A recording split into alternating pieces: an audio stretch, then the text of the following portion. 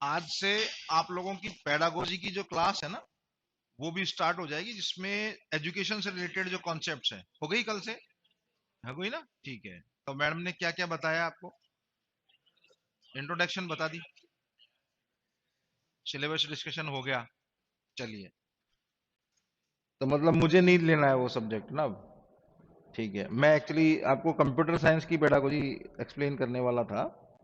चलिए कोई नहीं, हम लोग आज एक जनरल सा टॉपिक लेते हैं जिसके ऊपर कुछ सारे क्वेश्चंस बनते हैं। शॉर्ट क्वेश्चंस हैं, या ये कहें कि कंप्यूटर साइंस में कौन कौन से ऐसे टर्मिनोलॉजीज हैं जिनके ऊपर प्रश्न बन सकते हैं। ठीक है। आप लोगों ने देखा होगा, कई बार पूछा जाता है access time. What is access time? Access time क्या होता है? नोट डाउन करते चलिए आप, और साथ में आपको नोट्स भी मिले होंगे। नेटवर्किंग के नोट्स मिले आज? प्रिंट आउट मिल गए? चलिए, आप लोगों को मिले या नहीं मिले? आप लोगों ने फीस जमा करा दी होगी तो मिल जाएंगे। ठीक है।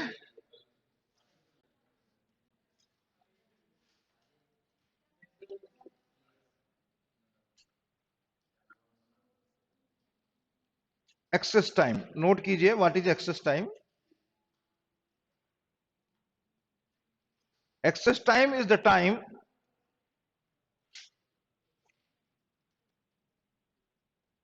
access time is the time from the start of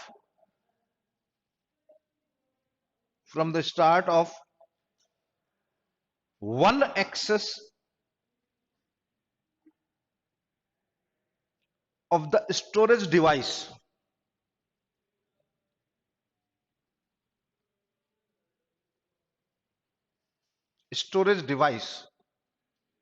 to the time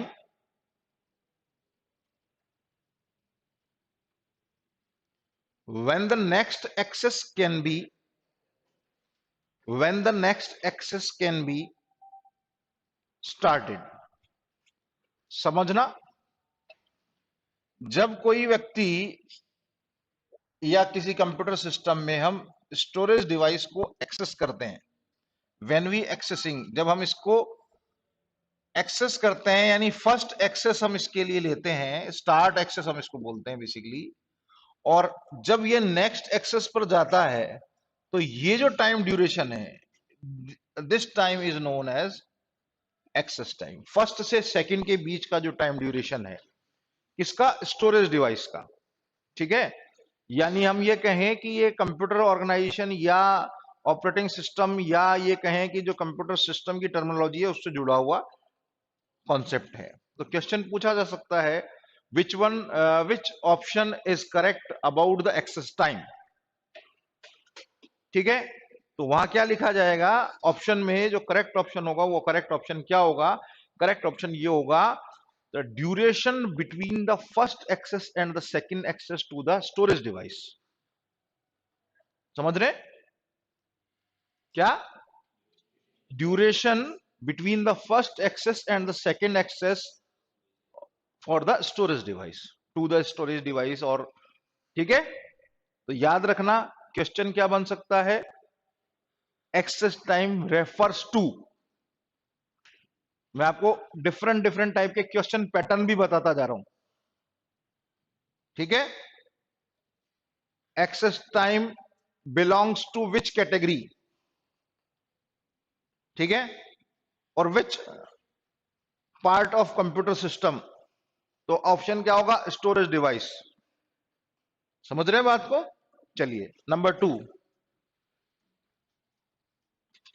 आप लोगों ने एक बहुत पॉपुलर वर्ड सुना होगा, एसेसरी। एसेसरी क्या होती है? Accessory parts. An accessory is a device attached to a host computer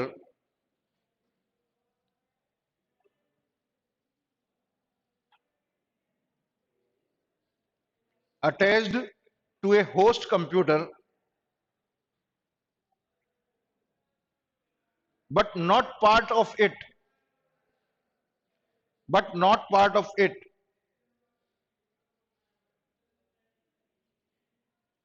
And it is more or less dependent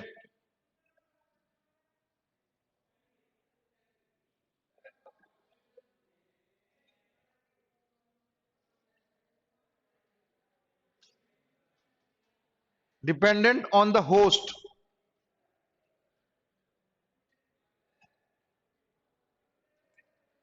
कौन कौन सी है, मेरे पास भी एग्जांपल है इसका। कौन कौन सी ऐसी डिवाइसेस हैं जो होस्ट कंप्यूटर के का पार्ट नहीं है लेकिन उसके ऊपर डिपेंडेंट रहती है कि होस्ट कंप्यूटर काम करेगा तो ही वो काम करेंगी, अदरवाइज नहीं करेंगी। प्रिंटर है, और माउस है, और माइक्रोफोन है। क्लियर? तो एसेसरी क्या होती है, उसका पार्ट नहीं है लेकिन मोर और लेस कंप्यूटर से के ऊपर ही डिपेंडेंट है। ठीक है, तो एग्जांपल में आप लिख सकते हो उसको क्या, printers, scanners, microphones, loud speakers, वेबकैम्स,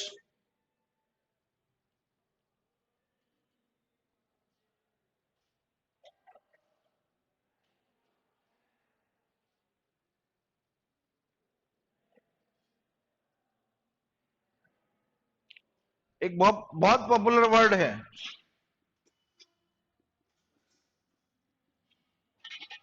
antivirus. क्या होता है एंटीवायरस?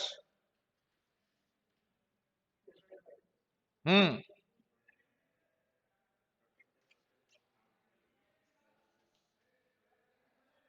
हार्डवेयर होता है, सॉफ्टवेयर होता है? सॉफ्टवेयर होता है। तो क्लियरली लिख दो, antivirus is a computer program, software program that can protect the computer from unwanted viruses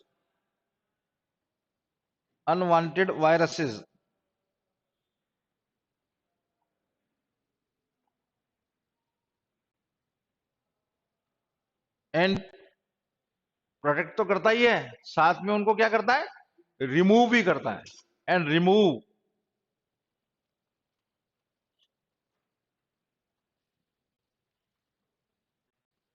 them.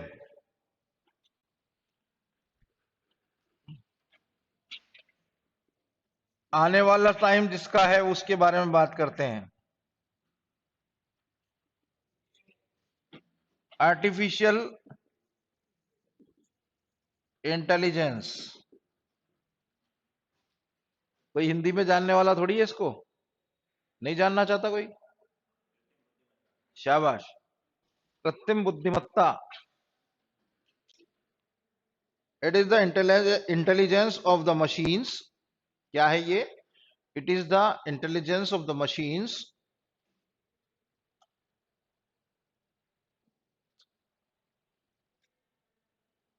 and the branch of computer science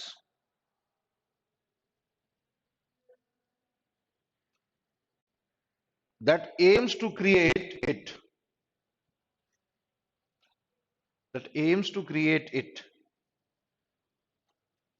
background में भले ही मैथमेटिकल कैलकुलेशन होती हो लेकिन इसकी ओरिजिनल जो ब्रांच है, मतलब जो ओरिजिनेशन है, वो कंप्यूटर साइंस से ही है। ध्यान रखना। कई सारे ऐसे आप लोगों ने जब किसी हम सब्जेक्ट का इंट्रोडक्शन पढ़ते हैं किसी का भी, फॉर एग्जांपल आप ज्योग्राफी की अगर बात करते हैं, आप अगर जूलॉजी की बात, साइंस बायोलॉजी की बात करते हैं, तो आपको वहां पे ब्रांचेज पढ़ने को मिलती है कि साइंस की कौन कौन सी ब्रांचेज है। हम कहते हैं साहब फिजिक्स है, केमिस्ट्री है, बायोलॉजी है। फिर बायोलॉजी की ब्रांचेज की बात करते हैं तो बायोलॉजी में आपको मिलता है जूलॉजी, बॉटनी, है ना। फिर आप उनकी भी अगर ब्रांचेज की बात करते हैं तो आपको वहां मिलता है फिजियोलॉजी, एनाटॉमी, और इस तरीके की अलग अलग कैटेगरीज मिलती है ना। उसी तरह से कंप्यूटर साइंस के भी कुछ फील्ड हैं जिसके अंदर से जो ब्रांच है वो क्या है, ये एक ब्रांच निकली हुई है एआई, जिसका नाम है आर्टिफिशियल इंटेलिजेंस। ठीक है, और क्या करती है वो भी हम इसमें डिस्कस कर देते हैं जिससे आपको ध्यान रहे, छोटे क्वेश्चन को आप अटेम्प्ट कर सकें। AI define the field as the study and design. क्या कहती है इसकी definition? It is a field to study and design of intelligent agents. Study of study and design of intelligent agents.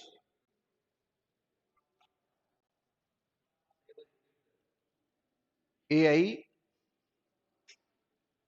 is the field of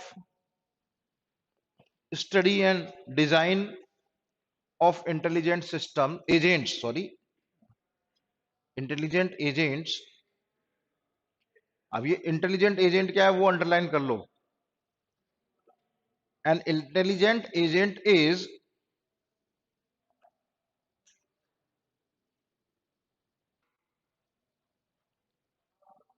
a system that perceives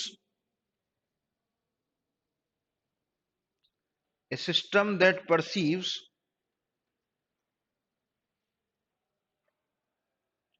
its environment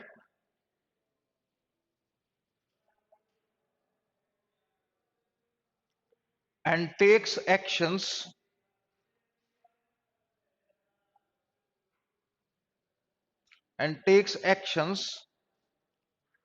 that maximize its chances of success.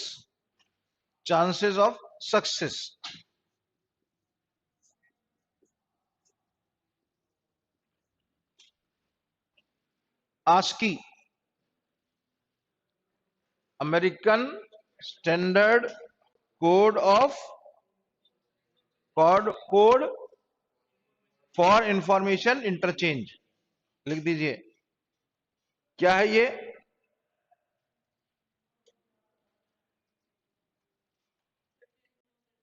Certain rules and regulations. और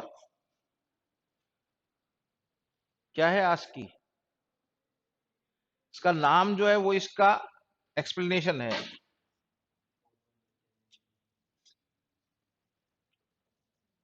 information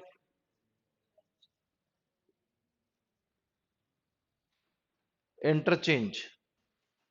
कौन सी information को interchange करता है?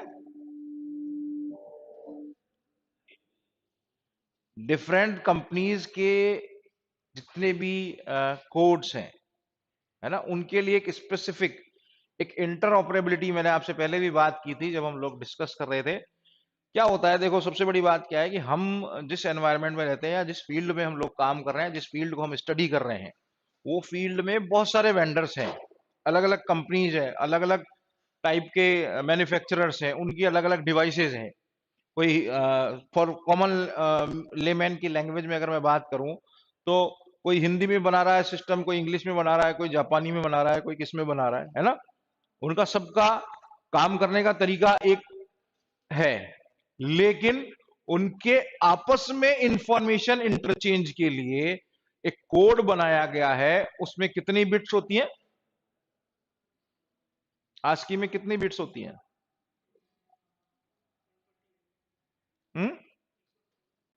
Bits कितनी होती हैं code में? एक सिंगल कोड में 7 बिट्स होती हैं. ठीक है. अगर आपको एक की प्रेस किया आपने तो उसको अगर ASCII कोड उसका लिखेंगे तो 7 बिट्स में आएगा. ठीक है. तो इंफॉर्मेशन इंटरचेंज के लिए जो कोड बनाया गया है उसका नाम है ये, क्लियरली. ठीक है. चलिए लिख लीजिए इसको. ASCII is a code for information exchange. ASCII is a code for information exchange between computers made by different manufacturers. Made by different manufacturers.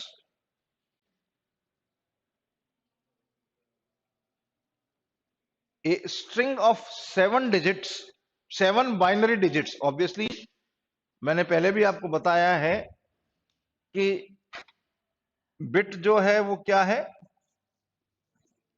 Binary digit है.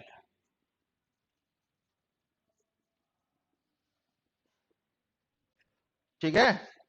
7 बाइनरी डिजिट से हम इसको रिप्रेजेंट करते हैं. represents each character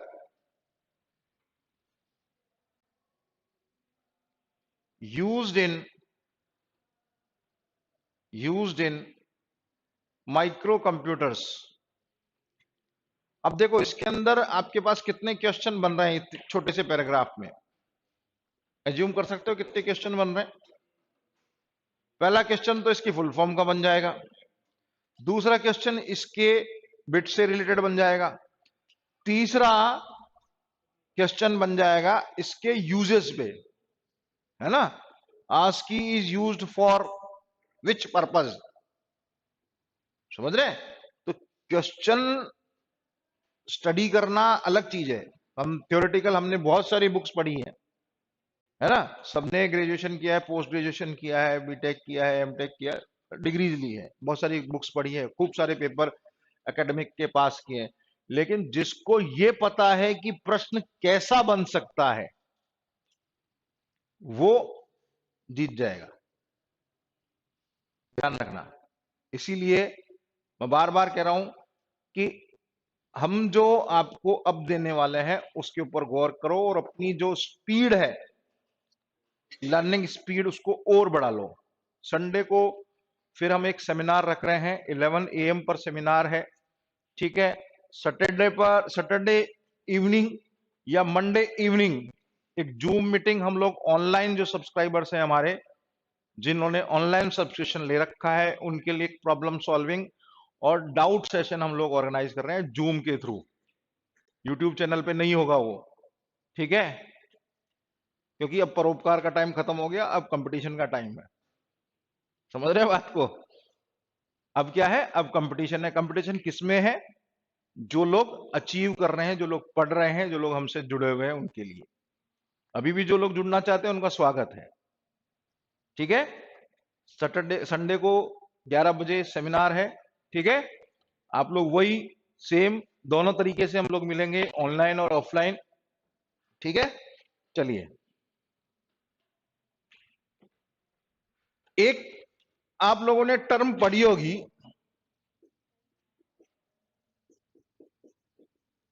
abstraction. कहां पढ़ी थी? Data structure में पढ़ी, सी में पढ़ी, ओप्स में पढ़ी, है ना? एब्स्ट्रैक्शन क्या होता है? हाइडिंग। चलिए लिखिए, abstraction is the separation of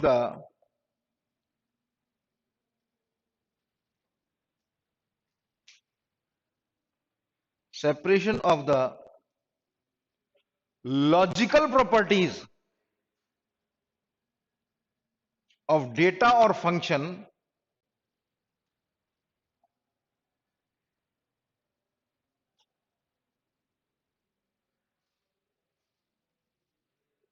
from its implementation in a computer program, in a computer program।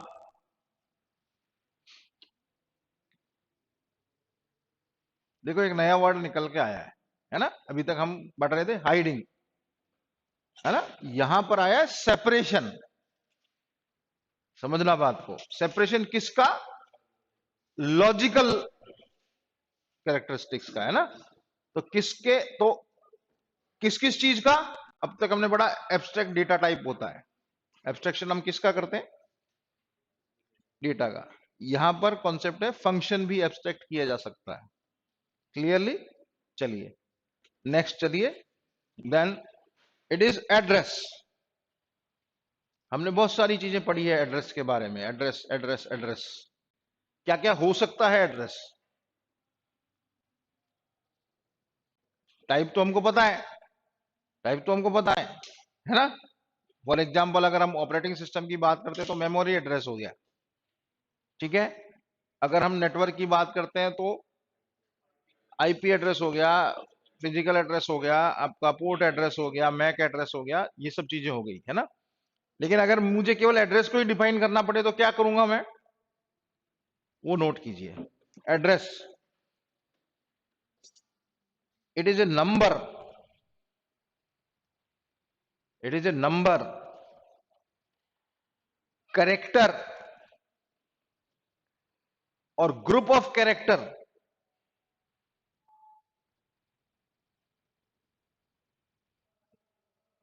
which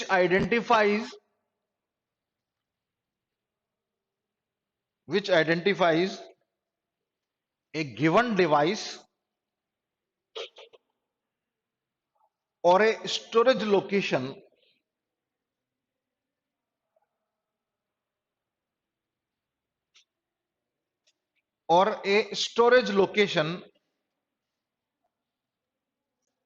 which may contain a piece of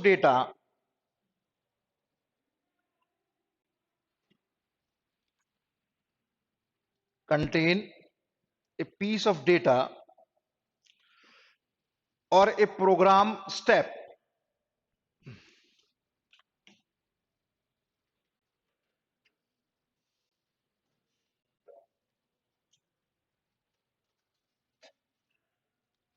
समझ में आया कॉन्सेप्ट? अब समझना इसके अंदर कॉन्सेप्ट क्या है। ये जो मैं जितनी भी चीजें आपको लिखा रहा हूं ना, ये किसी न किसी कंपटीशन में आई हुए क्वेश्चन से लिया हुआ है। यानी मेरा जो पढ़ने का तरीका है या मेरा जो याद करने का तरीका है, वो मैं आप लोगों को समझा रहा हूं कि आप लोग क्या करते हैं। जनरल ट्रेंड जो होता है, एक यूजुअल, हम जब भी किसी कंपटीशन की तैयारी करते हैं तो हम लोग क्या करते हैं कि 4 ऑप्शंस पर जाते हैं ऐसे ही करते हैं कि भाई 4 ऑप्शन बोल दो, तब हमको याद आता है कि ये वाली चीज है। नहीं, आपको केवल करेक्ट आंसर याद करना है, क्वेश्चन को याद करना है। समझ रहे हैं बात को? ऑप्शन भले ही कोई सा भी हो, आपको उसको क्या करना है, फिल इन द ब्लैंक्स की फॉर्म में याद करना है, तो एक सिंगल लाइनर आपको याद रहेगा। या फिर आप कोरिलेशन करना सीखें। कोरिलेशन कैसे?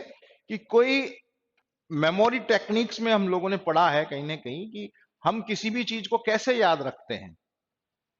आप जब घर पर कोई सामान रखते हैं तो आपको क्या बताया जाता है कि जैसे मान लीजिए सपोज करो आपकी बुक है, उस बुक के आपने एक बुक रख रखी है, मान लीजिए आपने डेटा स्ट्रक्चर की एक बुक रख रखी है।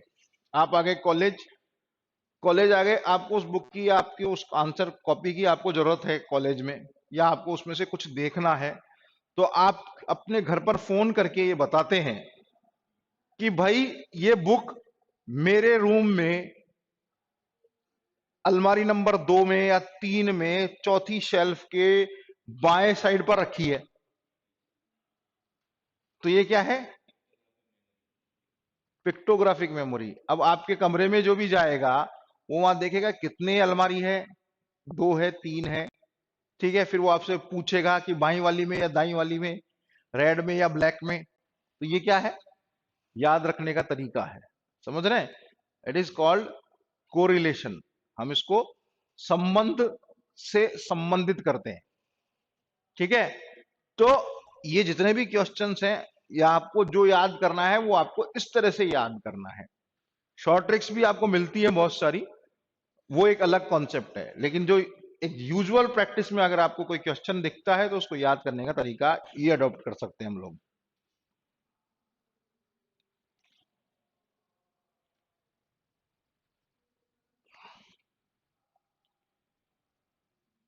Then comes analog. What is analogue?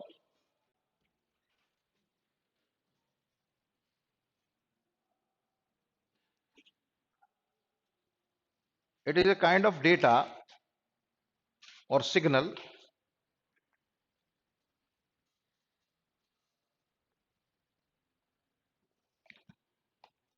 it is a kind of data or signal in the form of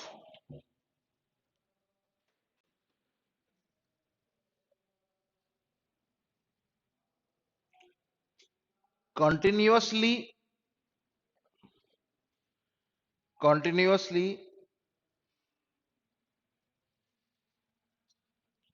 variable waveform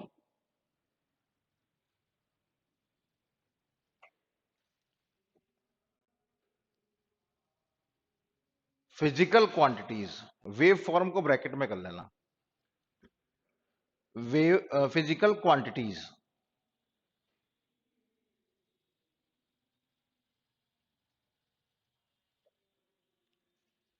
analogue जो पर्टिकुलर वर्ड है वो केवल सिग्नल या डेटा से संबंधित नहीं है। मतलब ये कहें कि हम केवल कम्युनिकेशन में हम उसको यूज करते नहीं, हम एनालॉग नेचर की बहुत सारी चीजें होती है, जैसे टेम्परेचर, जैसे वोल्टेज। हम सिग्नल में क्या रिप्रेजेंट करते हैं? वोल्टेज ही तो रिप्रेजेंट करते हैं। जैसे रेजिस्टेंस, जैसे रोटेशन। इन सबको प्लॉट करने के लिए हम जिस वेव फॉर्म को यूज करते हैं उस वेव फॉर्म को हम एनालॉग बोलते हैं। समझ रहे हैं कॉन्सेप्ट को? समझना, कोई भी ऐसी एंटिटी जो कंटिन्यूअसली रिप्रेजेंट की जा सकती है, that can be analogue in nature, वो एनालॉग हो सकती है। समझ रहे हैं? जैसे मैं वॉइस, मेरी वॉइस को अगर कोई रिकॉर्ड करके अगर ग्राफ पर प्लॉट करना चाहे तो वो क्या होगा? वो एनालॉग नेचर का ग्राफ उसको मिलेगा, क्योंकि वो कंटिन्यूअस फॉर्म में है। अगर इसी को अगर हम डिस्क्रीट मैनर में रिप्रेजेंट करना चाहें, और ये जो कंटिन्यूअस फॉर्म है ये कंटिन्यूअस फॉर्म नहीं आ सकती उसमें, वो ब्रेकेज हो जाएगा उसके अंदर। समझ रहे? क्योंकि वो नॉन कंटिन्यूअस फॉर्म होता है। डिस्क्रीट जो होता है वो नॉन कंटिन्यूअस फॉर्म होता है। Clear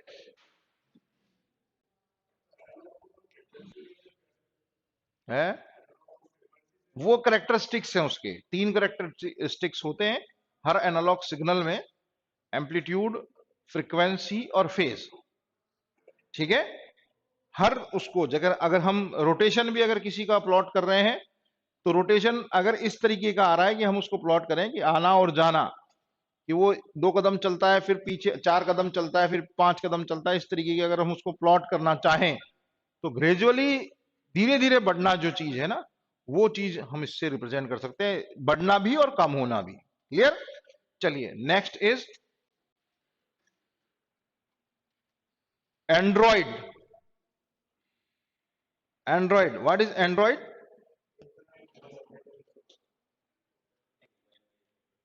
mobile based operating system.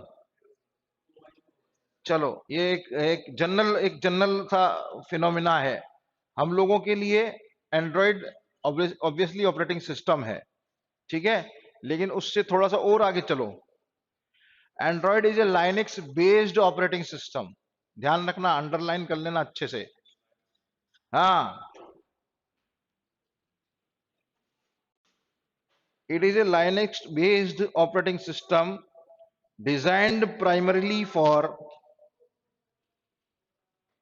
अब देखना इस पर्टिकुलर एक टर्म में मैं आपको कितने क्वेश्चन दे दूंगा। Primary designed for touch screen mobile devices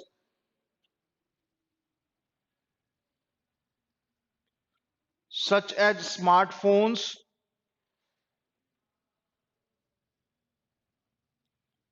and tablet computers। अब कोई बोलेगा कि सब एंड्रॉयड टीवी भी आ गए अब तो, है ना? आगे क्यों आ गए? क्योंकि वहां पे क्या है? टच स्क्रीन पैनल है।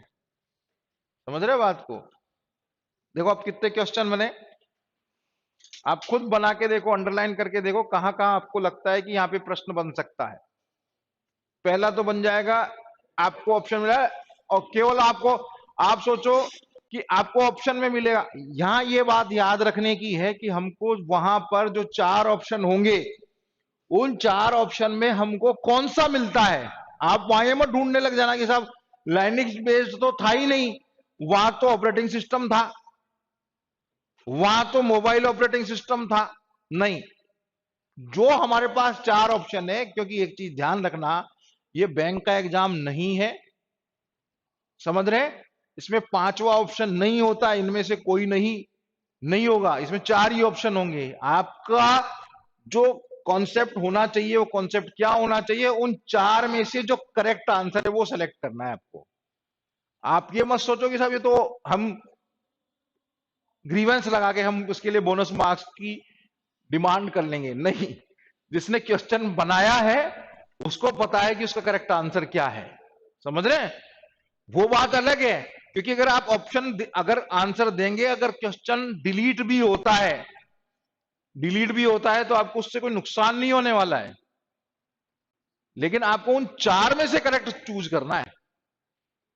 तो कितने बन गए? पहला तो बना लाइनक्स बेस्ड, दूसरा ऑपरेटिंग सिस्टम, तीसरा टच स्क्रीन। क्लियर? और चौथा यूज से संबंधित है ही कि एंड्रॉइड हम काम यूज करते हैं। ठीक है? एक चीज ध्यान रखना, हमारा जो एग्जाम है कोई बहुत बड़े लेवल का एग्जाम नहीं है। जो क्वेश्चंस आएंगे वो बेसिक लेवल से संबंधित ही होंगे। बेसिक इंस्ट्रक्टर की मैं बात कर रहा हूं। ठीक है ना? तो हम ये हमको छोड़ना कुछ नहीं है, पढ़ना सब कुछ है, लेकिन हमको दिमाग इस पर भी लगाना है कि क्वेश्चन किस तरीके का बन सकता है। Clear?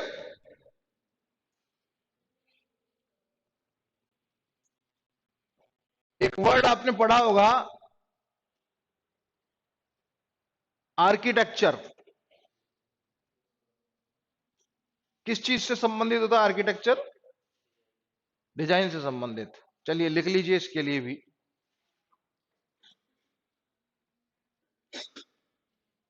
Architecture refers to the organisational structure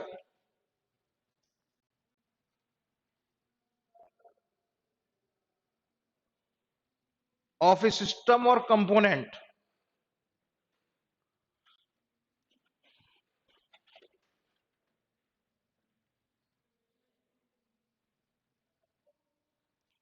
organisational structure of a system और कंपोनेंट।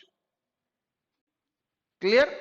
वही डिजाइन से संबंधित चीज है, ऑर्गेनाइजेशनल स्ट्रक्चर कि किस तरह से बना हुआ है। ठीक है?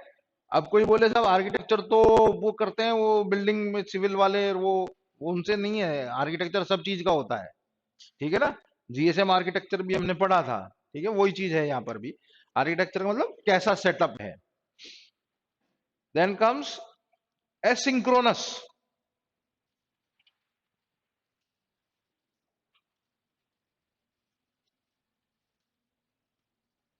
एसिंक्रोनस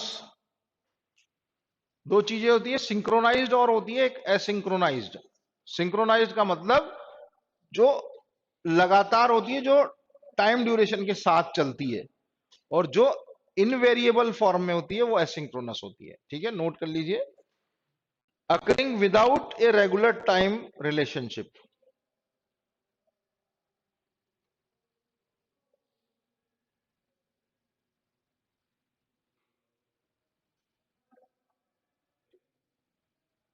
हाँ,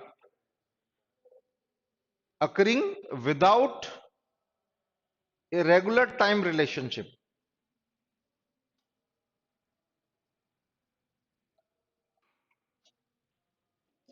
नेटवर्किंग वाले पोर्शन में लिखा हुआ है बैकअप। बैकअप, बैकअप की बात करते हैं। बैकअप क्या होता है वो नोट कर लीजिए। Backup, what is backup? हाँ, ए बैकअप और the process of banking up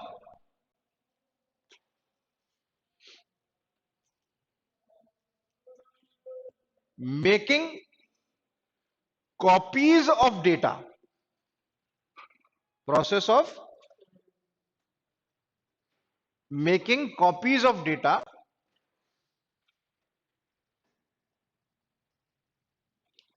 which may be used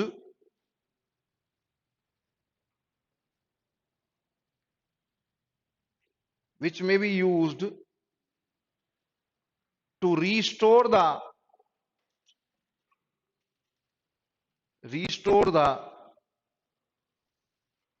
original data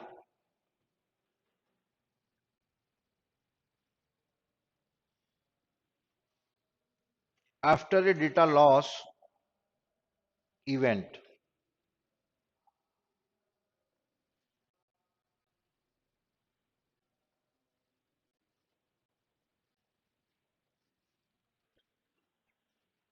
एक बहुत पॉपुलर कॉन्सेप्ट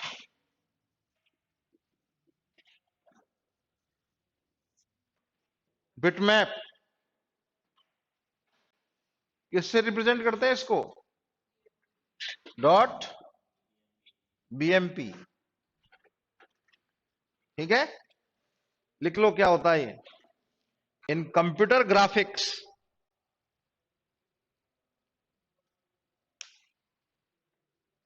बिट मैप और पिक्स मैप, इसका एक और नाम है pics map.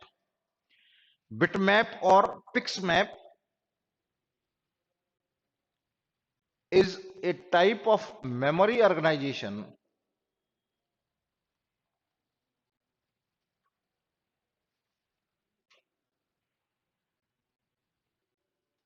or image file format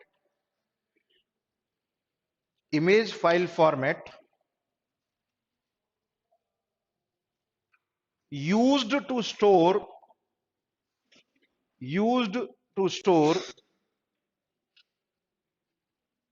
digital images।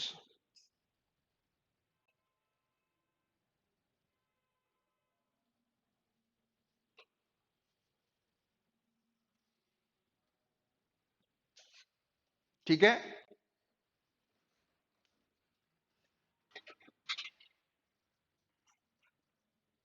नीला दांत, क्या, नीला दांत, ब्लूटूथ, क्या होता है ब्लूटूथ? वाईफाई होता है, डिवाइस होता है। अच्छा, होता क्या है ये, डिवाइस होता है, फिर नेटवर्क होता है, डिवाइस ही है, डिवाइस यूज कर रहे हैं। अब वापस वही चीज, क्या, कि भाई देखो हम ऐसा है, हम है कंप्यूटर साइंस के स्टूडेंट, है ना, ये उन लोगों के लिए आंसर होगा, करेक्ट आंसर नहीं है ब्लूटूथ कि वह डिवाइस होती है, नहीं, ये एक स्टैंडर्ड है बेसिकली। स्टैंडर्ड है किसका? Wireless technology standard. मैंने आपको बताया था प्रोजेक्ट 802, याद रखना, है ना, वो डिवाइस जो है ना, वो डिवाइस उस स्टैंडर्ड पर काम करता है, समझ रहे? तो हमारा आंसर क्या है कि ब्लूटूथ क्या है? Bluetooth is a wireless application device और वायरलेस टेक्नोलॉजी स्टैंडर्ड। लिखिए, Bluetooth is a proprietary open wireless technology standard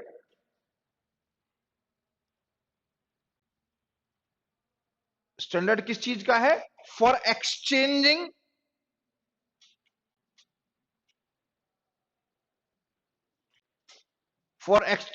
data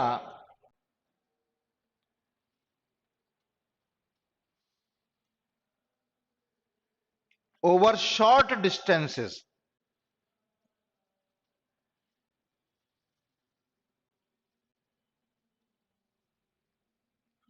bracket में लिखना, यूजिंग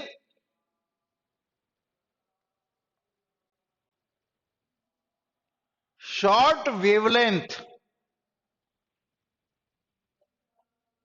रेडियो ट्रांसमिशंस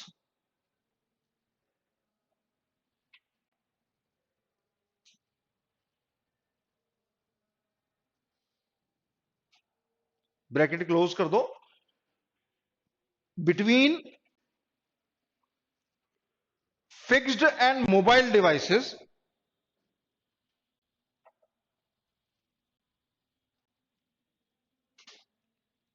creating, क्या क्रिएट करता है?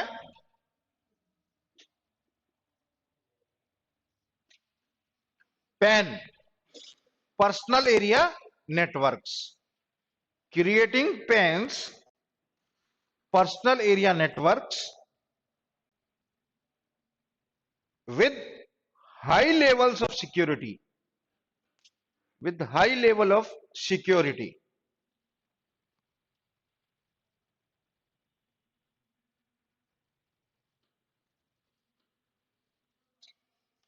समझ में आती है क्या बात? किसने कितने बन गए क्वेश्चन इसमें? ब्लूटूथ में which is use to create PAN, पहला। दूसरा है क्या? Wireless technology standard. तीसरा to use short wavelength radio transmission. और चौथा to connect exchange data over fixed and mobile devices. ठीक है, शॉर्ट डिस्टेंसेस के लिए होता है, लॉन्ग डिस्टेंस के लिए काम नहीं करता है। ठीक है, अब आप बोलोगे कि शॉर्ट डिस्टेंस और लॉन्ग डिस्टेंस का, हाँ जी, डिवाइस कहां कह रहे हैं? मैंने कहा स्टैंडर्ड बोला मैंने, तो मैंने करेक्ट किया। हम लोग बोलते हैं डिवाइस बोलते हैं बेसिकली। उसका कारण क्या है, रीजन क्या है कि हम उसको डिवाइस मानते हैं क्योंकि उसके अंदर और कुछ है ही नहीं भाई, और क्या है उसमें बेसिकली। तो जो कॉमनली प्रपोज्ड जो आंसर है, वो commonly proposed answer Bluetooth device ठीक है, समझ रहे हैं? फॉर एग्जांपल, लेकिन आपके पास एक ऑप्शन ये आता है कि हम अगर ब्लूटूथ स्टैंडर्ड को एक्टिवेट नहीं करें, है ना, अगर हम एक्टिवेट नहीं करते हैं उस स्टैंडर्ड को, तो क्या वो डिवाइस काम करेगा? नहीं करेगा। फॉर एग्जांपल, आप लोग यूज करते हैं, आप लोगों ने बहुत अच्छे से कई लोग यूज करते हैं बोट्स, सुना है ना? वो एक वो आते हैं आजकल, जेब में रख लो या कहीं ले जाओ, छोटे छोटे स्पीकर्स बहुत सारे लोगों के पास होते हैं, सर पे लगा लेते हैं, है ना? वो तो क्या है, वो उसके अंदर वो इनेबल है, वो ब्लूटूथ इनेबल्ड डिवाइस है, समझ रहे हैं?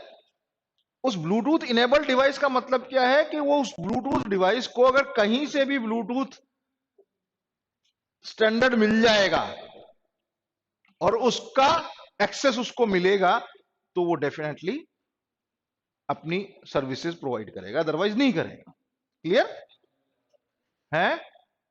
हाँ, मैंने भी लगा रखा है, मैंने बोला ना आपको, मैं कहा मना कर रहा हूं। चलिए,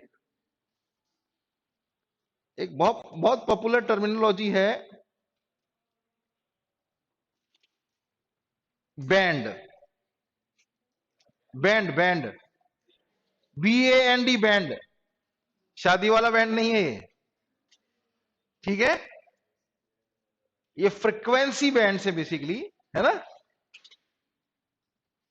it is A range of frequencies, it is a range of frequencies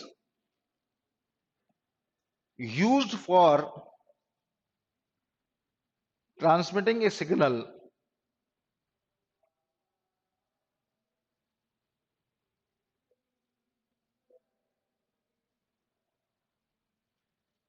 a band can be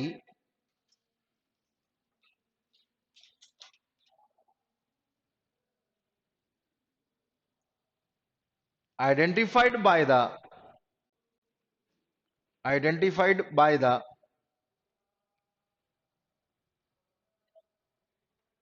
difference between its lower and upper limits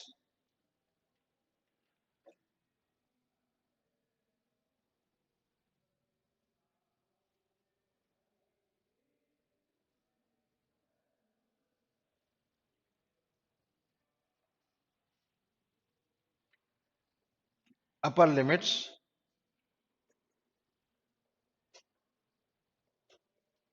for example मान लीजिए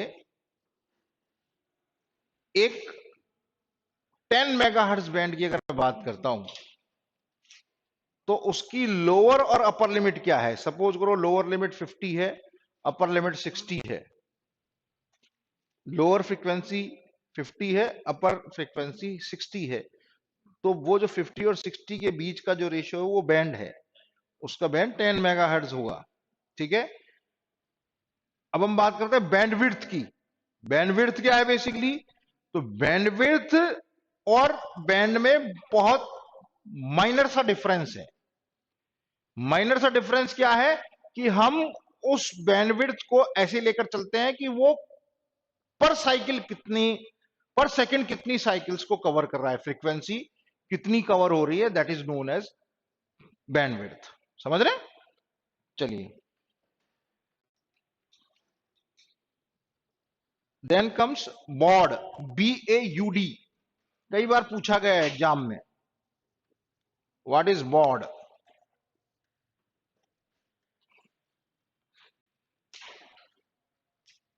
the signaling rate of a line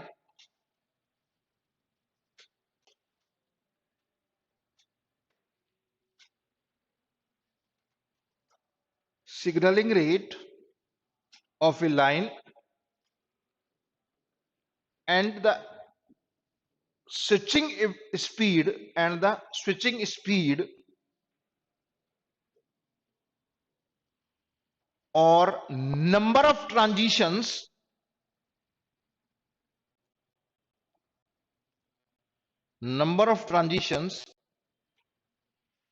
made per second, यानी कितने signals change हो रहे हैं बार बार, ठीक है, that is known as baud. ये भी केबी एमबी में ही होता है।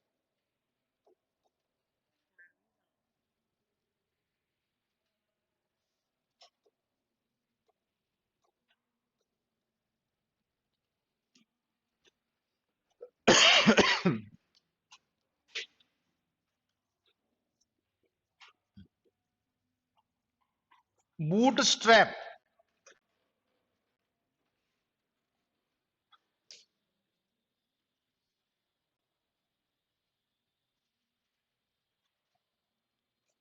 क्या होता है? हाँ, मैं ये सुनना चाह रहा था। बेसिकली एक टेक्नोलॉजी है, उसका भी नाम वेब डेवलपमेंट से जुड़ी हुई है, उसका भी नाम बूट स्ट्रैप है, ठीक है। लेकिन ये जो बूट स्ट्रैप है ना, ये बेसिकली कंप्यूटर सिस्टम के बूटिंग प्रोसेस से जुड़ा हुआ शब्द है। और जो स्टेप्स हम फॉलो करते हैं बूटिंग के लिए, उसको हम बूट स्ट्रैप फाइल के नाम से जानते हैं, ठीक है। तो ये ऑपरेटिंग सिस्टम से जुड़ा हुआ है। अगर ऑप्शन वहां पर वेब टेक्नोलॉजी मिलता है तो डेफिनेटली आपको वेब टेक्नोलॉजी को टिक करना है। दोनों मिलते हैं तो फिर ये वाला सही है, ध्यान रखना। हाँ, ठीक है, लिख लो। A short computer program that is a short computer program that is permanently resident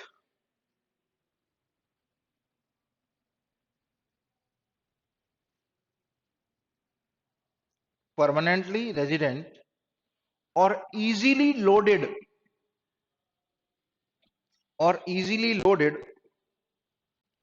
into a computer and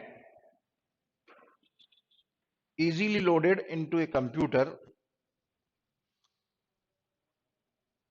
and whose execution whose execution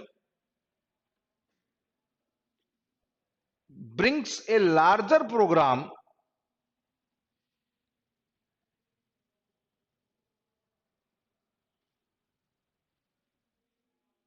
such an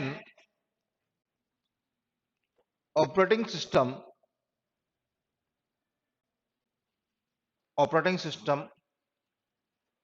or its loader in the its loader boot loader होता है ना, into memory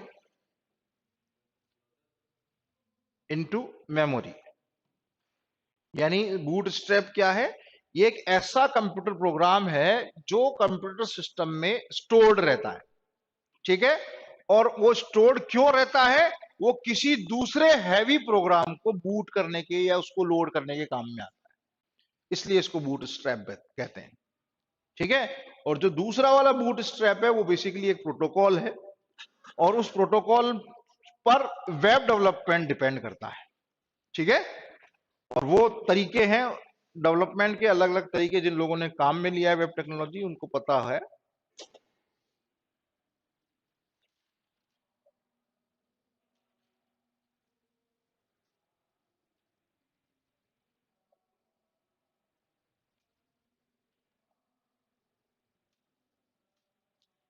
कई बार पूछा गया है एक प्रश्न, एक फाइल होती है कुकीज, क्यों होती है, कहां काम में आती है?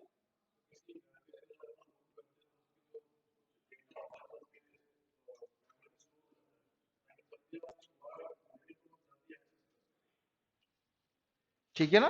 हम लोग जब भी, आप भी अभी भी आप लोग इंटरनेट सर्फिंग करते हैं तो बहुत सारी वेबसाइट्स ऐसा नोटिफिकेशन देती है कि we are using your cookies. अगर आप उसको एक्सेप्ट करते हैं तो वो आगे चलता है, अदरवाइज वो बंद हो जाता है, ऐसा भी सिस्टम है। ठीक है? तो कहीं ना कहीं हम ये मान के चलें कि वो आपकी वेब एक्टिविटीज को रिकॉर्ड करने का भी तरीका हो सकता है, ऐसा कह सकते हैं। आपके इंटरेस्ट उनके पास जा रहे हैं, सिंपल सी बात है। चलिए नोट कर लीजिए क्या है cookies.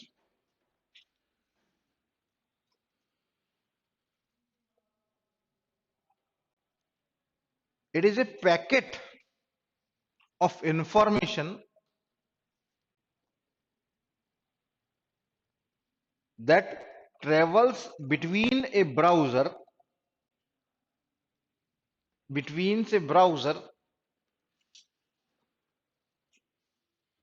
and the web server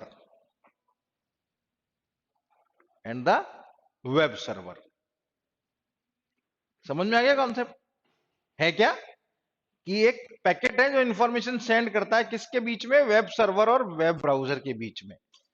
अब क्यों यूज करते हैं? वो यूज इसलिए करते हैं कि एडवांटेज के तौर पर अगर देखा जाए तो नेक्स्ट टाइम अगर आप सेम चीज अगर रिपीट करते हैं तो वेब ब्राउजर से आने के बजाय वो कुकीज फाइल से आपके पास आ जाती है। ठीक है?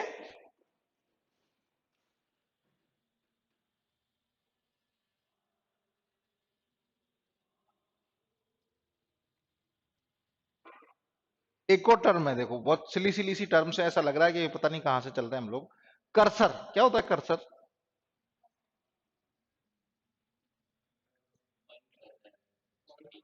पॉइंटर होता है, और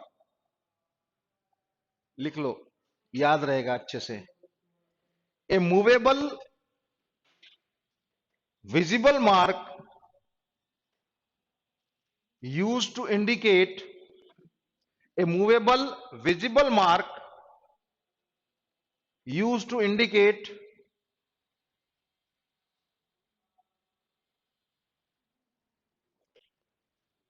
ए पोजिशन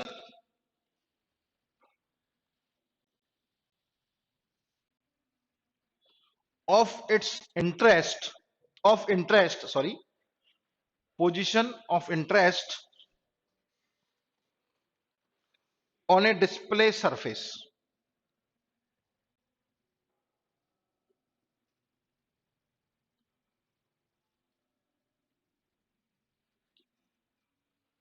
ठीक है?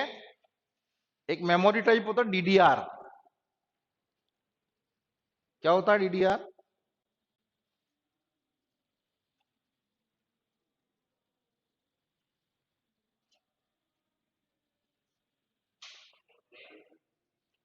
है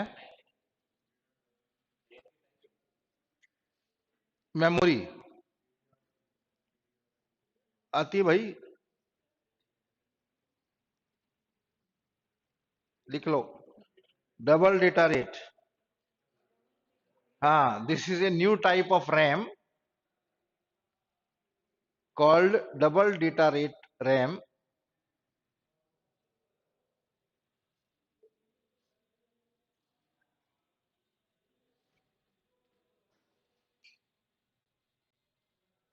double data rate RAM.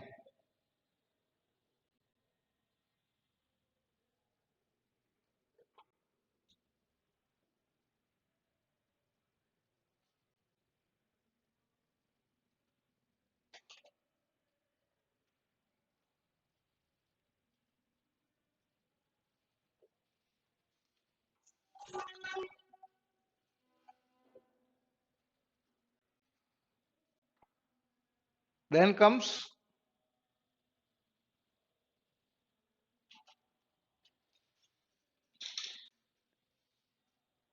Data bus.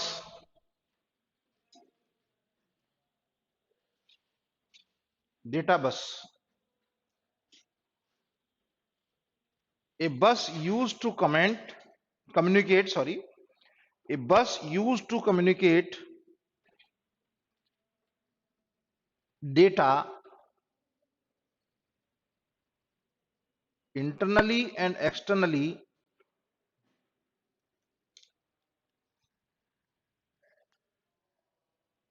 to and from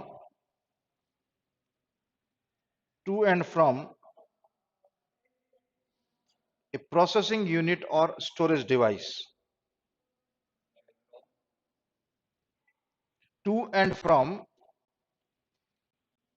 a processing unit or a storage device.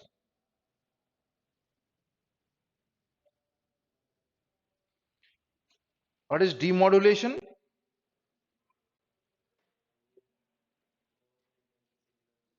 Converting analog signals to digital signals. ठीक है, और इसका वाइस वर्सा जो होता है वो क्या होता है? मॉड्यूलेशन होता है.